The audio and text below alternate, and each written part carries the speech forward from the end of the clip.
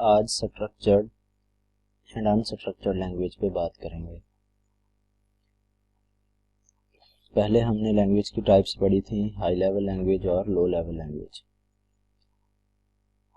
ये जो स्ट्रक्चर्ड और अनस्ट्रक्चर्ड लैंग्वेजेस हैं ये हाई लेवल लैंग्वेज की फर्दर टाइप्स हैं। हम अगर किसी हाई लेवल लैंग्वेज में प्रोग्राम लिख रहे हैं तो हम उसको स्ट्रक्चर्ड फॉर्म में भी लिख सकते हैं और अनस्ट्रक्चर्ड फॉर्म में भी लिख सकते हैं। स्ट्रक्चर्ड फॉर्म आप ऐसे समझें, फॉर एग्जांपल अगर आप ऐसे लिखना चाहते हैं, कायदे आज़म की पर्सनैलिटी पे आप ऐसे लिखना चाहते हैं, तो अगर आप उस ऐसे को डिवाइड करते हैं डिफरेंट सेक्शंस में, डिफरेंट हेडिंग्स में, आप एक हेडिंग देते हैं उसकी इब्तदाई तालीम की, फिर उसकी हायर एजुकेशन, फिर उनकी जो सियासी ज़िंदगी है, उनकी उज़दवाजी ज़िंदगी है, उनकी वफ़ात, इस तरह 4-5 सेक्शन में आप पूरे ऐसे को डिवाइड कर देते हैं। तो ये एक स्ट्रक्चर्ड मेथड है ऐसे लिखने का। आपने डिफरेंट स्ट्रक्चर बनाए हैं, डिफरेंट मॉड्यूल बनाए हैं, हर सेक्शन के अंदर आपने ख़ास मौजू को बयान किया है। दूसरी तरफ अगर आप पहली लाइन से शुरू करें और थ्रू आउट पूरी डिटेल लिखते जाएं लाइन बाय लाइन, और कहीं भी आप कोई पैराग्राफ ना बनाएं, कोई सेक्शन ना बनाएं और इस तरह 4-5 पेज भर दें, ऐसे तो वो भी लिखा जाएगा, लेकिन वो एक अनस्ट्रक्चर्ड तरीका होगा उसका लिखने का। इसी तरह जब आप प्रोग्राम लिखते हैं, अनस्ट्रक्चर्ड लैंग्वेज क्या होती है कि आप जब एक प्रोग्राम लिखते हैं तो प्रोग्राम का सारा लॉजिक एक ही सिंगल मॉड्यूल के अंदर लिख देते हैं। आप प्रोग्राम को डिफरेंट मॉड्यूल्स के अंदर, डिफरेंट सेक्शंस के अंदर डिवाइड नहीं करते।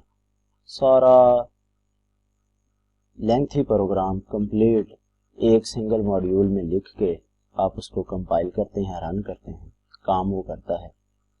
लेकिन इसके कुछ नुकसान हैं, अनस्ट्रक्चर्ड प्रोग्रामिंग के नुकसान हैं। एक नुकसान ये है कि जब हम एक ही टाइम पे एक इतना बड़ा लंबा प्रोग्राम लिखेंगे तो उसमें एरर आने के चांसेस बहुत ज़्यादा हैं, क्योंकि सारा कोड एक ही जगह के ऊपर गडमड हुआ है, तो ज़्यादा चांसेस हैं कि प्रोग्राम के अंदर एरर आ सके।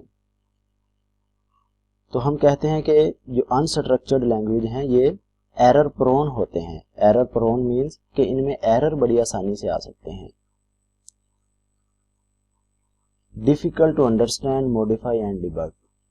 दूसरा नुकसान यह है कि इनको ऐसे एक लंबे प्रोग्राम को, बड़े प्रोग्राम को समझना, इसको मॉडिफाई करना, और अगर इसमें कोई एरर आ जाए तो उस एरर को फाइंड करना बड़ा मुश्किल होता है। पूरे प्रोग्राम को, सारे के सारे प्रोग्राम को दोबारा से पढ़ना पड़ता है और फिर जाके हमें पता चलता है कि फलां हिस्से में इसके एरर है।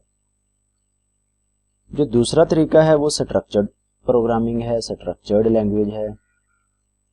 इसमें क्या होता है कि हम अपने पूरे प्रोग्राम को डिफरेंट मॉड्यूल्स के अंदर, डिफरेंट सेक्शंस के अंदर डिवाइड कर लेते हैं। हर जो सेक्शन है, हर जो मॉड्यूल है, वो एक डिफरेंट फंक्शनैलिटी को इम्प्लीमेंट करता है। जितने चाहें हम अपने प्रोग्राम के मॉड्यूल बना सकते हैं। अगर एक प्रोग्राम लेंथी है तो उसके मॉड्यूल ज़्यादा बनेंगे, अगर एक प्रोग्राम छोटा है तो वो उसके मॉड्यूल कम बनेंगे, लेकिन जो हर मॉड्यूल है वो एक डिफरेंट फंक्शनैलिटी को इम्प्लीमेंट करेगा। फ़ायदा इसका क्या है कि प्रोग्राम में एरर आने के चांसेस बहुत कम हो जाएंगे, क्योंकि प्रोग्राम जो है वो डिफरेंट मॉड्यूल्स के अंदर डिवाइड हो गया है।